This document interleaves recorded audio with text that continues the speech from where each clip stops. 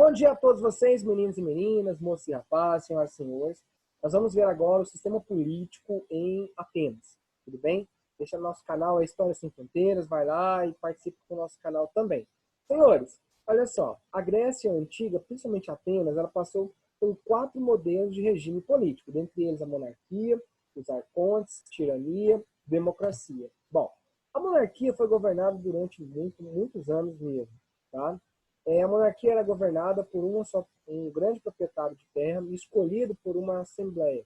Esse proprietário de terra comandava os tetas, que eram agregados, e os geomoros, que eram pequenos proprietários de terra. Seu fim aconteceu por conta de uma revolta da aristocracia e outros nobres que não estavam contentes com o rei de Atenas. E aí vai gerar um novo governo, o governo dos melhores, o governo dos arcontes, o governo da aristocracia. Durante o período dos arcontes, que é uma espécie de uma assembleia, né, comandada ali por homens de Atenas, eles proporam algumas reformas políticas, dentre elas as reformas de Solon, um dos grandes democratas, um dos grandes pensadores da Grécia Antiga. Ele aboliu a escravidão por dívida. Pouco tempo antes, tivemos um outro cara chamado de Drácon, né, os irmãos Drácon. Também, Solon e Drácon são grandes pensadores. Um lado, o Drácon, ele vai criar as primeiras leis escritas da Grécia e reafirmou os privilégios da aristocracia. Solon, que era um cara de caráter mais popular, no ano 594, ele vai abolir a escravidão por dívida, assegurou o direito à participação nas assembleias dos homens livres, cidadãos com maior de idade e que tinham alguma posse, por isso que ele é cidadão. Depois ele vai criar uma assembleia popular chamada de eclésia. Tá? E, por último, tinham os 400 da Bulé.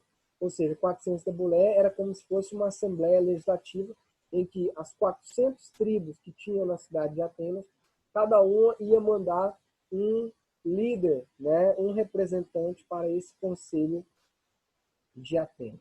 Assegurou os direitos políticos do cidadão de acordo com a sua riqueza.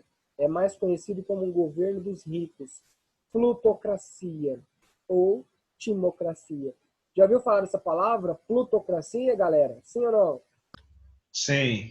Plutocracia, governo dos ricos. Tudo bem? Bom, esse governo não vai durar muito tempo. Pouco tempo depois, vai ocorrer uma grande revolta popular liderada por militares em que vai acabar o sistema dos arcontes e vai adotar o modelo de tirania, um governo autoritário, uma espécie de uma ditadura. Nessa crise política que Atenas vivenciava, temos grandes líderes tirânicos. Tá? Toda vez que você escutar essa palavra tirania, quer dizer que é um líder autoritário, que é um líder militar. Tá? E para ele ter apoio popular, ele vai distribuir alimentos, vai promover redução de impostos, para garantir, ter apoio do povo popular e garantir a sua manutenção no poder e no controle das instituições atenienses. Bom, os programas sociais, como havia dito a vocês, distribuição de alimentos, redução dos impostos sobre os alimentos, para ficar mais barato e ter acesso a todas as pessoas ali.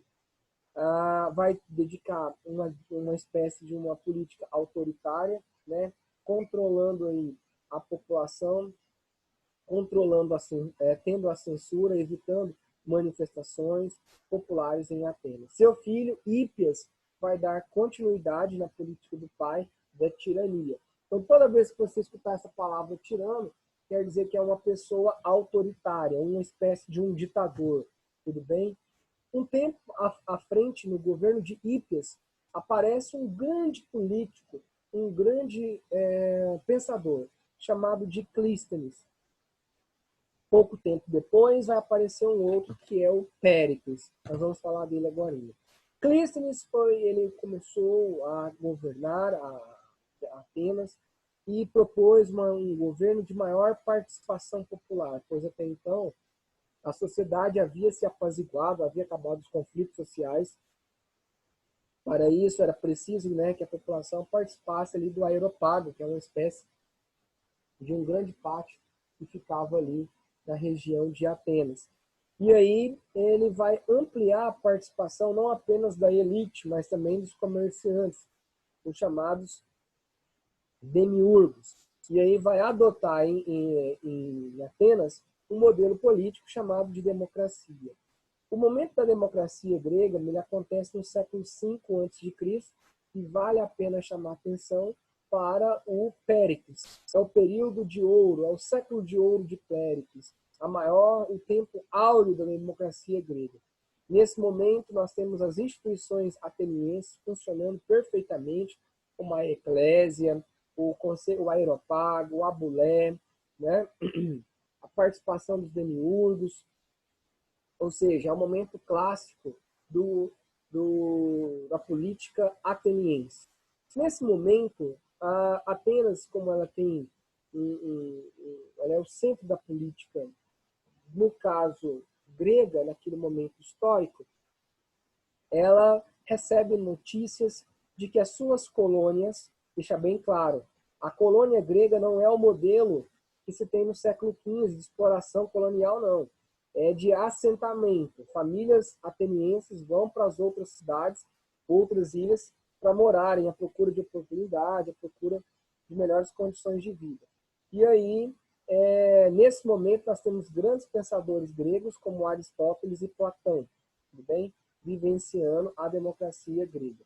As cidades gregas na Pérsia, as cidades gregas na Ásia Menor, que é a atual Turquia, que aparece aqui para vocês, né, as colônias gregas estavam sendo atacadas pelos povos persas.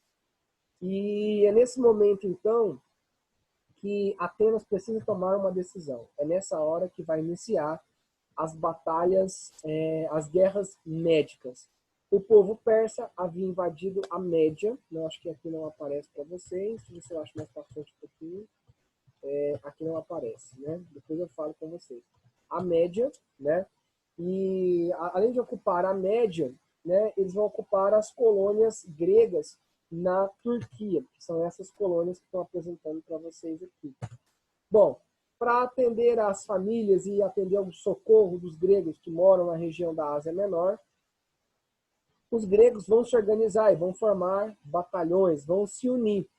Os gregos vão formar a chamada Liga de Delos. Agora nós vamos falar dela para vocês.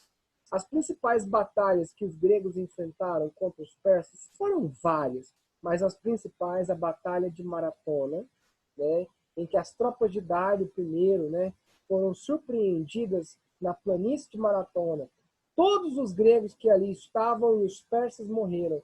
Sobreviveu apenas um grego, que saiu correndo, né, rapidamente até a cidade de Atenas. A distância de Maratona para Atenas era de aproximadamente 42 quilômetros. Assim que esse grego chega à cidade de Atenas, ele dá um grito, né? E o seu grito falava Nika, Nika, que Nika em grego, em português quer dizer vitória, vitória. E como que é vitória em inglês? Nike, Nike. Hein? Pois é. Então, daí que vai surgir as chamadas corridas de maratona, tudo bem? Por conta da batalha lá na Grécia Antiga pelos persas e gregos, tá? Batalha de Maratona, no ano 590 a.C. Um tempo depois vai ter uma outra batalha, a chamada Batalha de Termópilas, que é aquela que aparece no filme que eu mostrei para vocês, aqui na região do Peloponeso.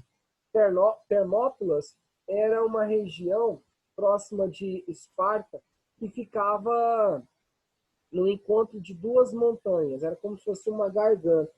Por isso que é importante você assistir o filme 300 de Esparta, para você ter uma noção do que foi essa batalha de Termópilas. Eram mais ou menos 100 mil gregos que foram para aquela... Era o exército de Xerxes, filho de Dário, né, o Xerxes I. E nessa batalha, 30 mil persas foram para Termópilas. Os gregos conseguiram vencer os persas. E nessa batalha, os 300 de Esparta conseguiram derrotar tropas persas, mas eles morrem em batalha, eles morrem em combate. Depois tiveram duas batalhas navais, uma batalha de Salamina e a batalha de Micala, vitória grega devido à experiência naval grega. Bom, a Liga de Delos ela aconteceu por conta da Guerra Médica. Era preciso unir as cidades gregas em prol de uma vitória. E essa vitória seria, né, derrotar os persas. Para isso acontecer, era preciso ter uma união militar, uma união econômica. Então, todas as cidades, como Delos era uma ilha, né, onde prestava homenagem ao deus Apolo, todo o dinheiro arrecadado das cidades vizinhas, das cidades membros da Liga, iam para a ilha de Delos. Lá eles pegavam esse dinheiro, compravam armas, compravam material para fabricação de espadas, treinavam os exércitos para invadir, para derrotar os persas e garantir a independência do território grego. Foi o único momento em que Atenas ela tem uma visão universal de toda a Grécia. E é nesse momento, após a vitória da guerra Medo-Pérsica, os atenienses, né, mandaram tropas para cidades membros com o objetivo de protegê-las, mas que, na verdade, era uma interferência grega ateniense nas cidades membros da Liga de Delos.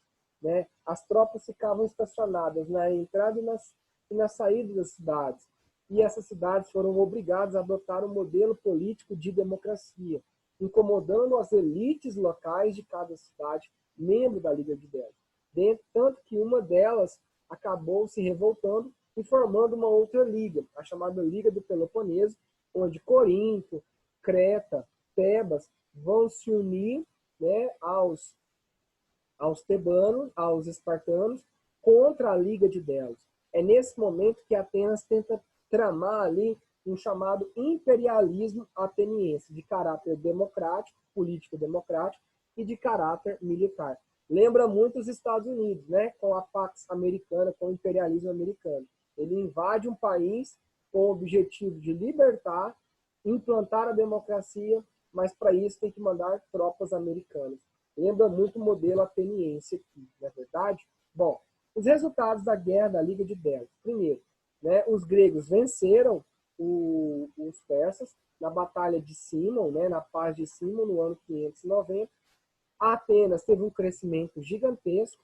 Houve, né, um controle político, ideológico, militar de Atenas no território grego, e isso vai gerar o chamado imperialismo grego, né, o imperialismo ateniense. Porém, todavia, o dinheiro arrecadado de Atenas vai gerar também desvio de verbas, né, corrupção, e dentre elas é a construção do Paternon.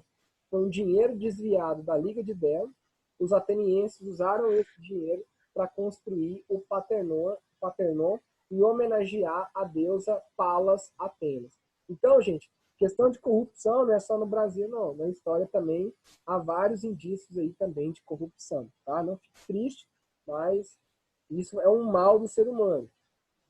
Bom, as insatisfações populares das cidades membros, principalmente de Esparta, Corinto, Tebas, Creta, acabaram formando a Liga do Peloponeso. E aí vai surgir uma nova guerra, chamada Guerra do Peloponeso. É uma guerra entre Esparta versus Atenas no ano 331. Então, na próxima aula, a gente vai ver sobre esse tema e a gente vai encerrar um pouquinho sobre Grécia com vocês. Beleza, galera? Tranquilo?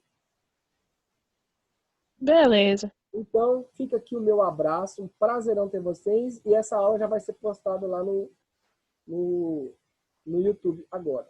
Um abraço.